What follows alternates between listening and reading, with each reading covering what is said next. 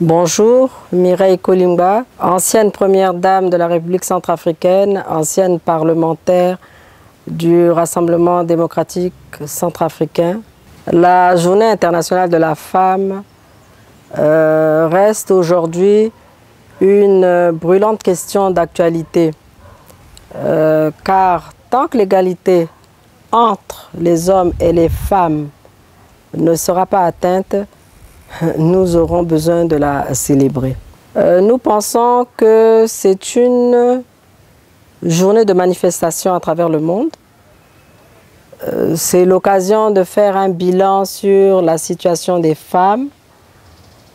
Traditionnellement, les groupes, les associations de militantes préparent des manifestations pour fêter les victoires et les acquis, et aussi pour se faire entendre, pour faire entendre leurs revendications afin d'améliorer, disons, la situation des femmes. Le thème choisi par l'ONU cette année, c'est une promesse.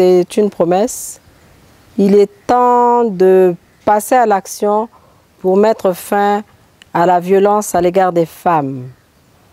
Sans vouloir paraphraser le secrétaire général de l'ONU, Ban Ki-moon, il y a une vérité universelle applicable à tous les pays, donc également à la République centrafricaine. La violence faite à l'égard des femmes n'est jamais acceptable, n'est jamais excusable et n'est jamais tolérable. Il est temps d'agir.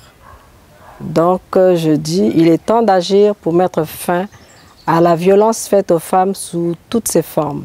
La commémoration du 8 mars 2013 doit être aussi un point de ralliement pour mobiliser le soutien en faveur des droits de la femme et de la participation de ces dernières à la vie politique et économique de notre pays. Cette journée devrait absolument nous donner l'occasion de dresser un bilan des progrès réalisés, d'appeler à des changements et de célébrer les actes de courage et de détermination accomplis par des femmes ordinaires qui ont joué un rôle extraordinaire dans l'histoire de notre pays. Le message que j'adresse à mes sœurs, les centrafricaines, la cellule familiale étant la cellule de base de notre société, nous, femmes centrafricaines, devons jouer notre partition au sein de nos familles respectives. Que nos filles écoutent les conseils des parents, car nous, parents, nous jouons un rôle important dans l'éducation de base de tous les destins.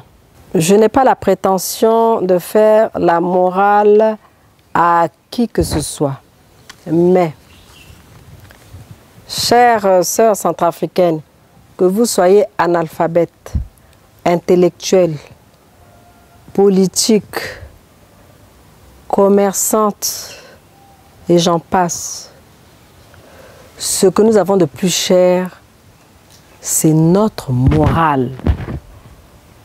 Lorsque l'on veut atteindre la femme, c'est par son moral.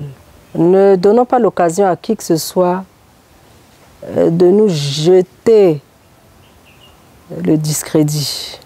Nous devons nous faire respecter à tous les niveaux afin qu'on puisse nous faire confiance.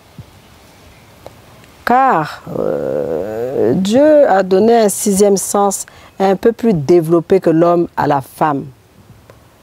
Et cette confiance nous aidera au développement de notre pays. Et je dirais à mes sœurs centrafricaines, soyons tendres et compréhensives avec nos hommes.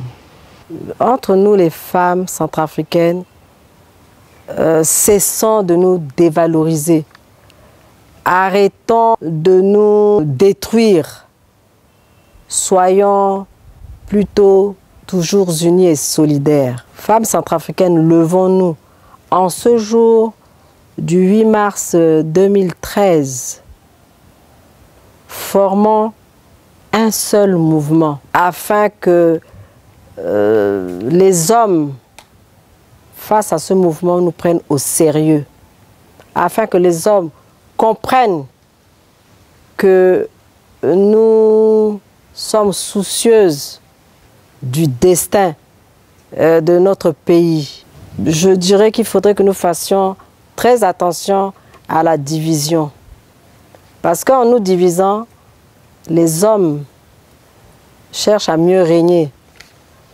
Mais en continuant à laisser la place aux hommes, nous allons toujours servir de faire valoir. Mes sœurs centrafricaines, je leur dis que le peuple centrafricain dans sa désolation attend beaucoup de nous, femmes.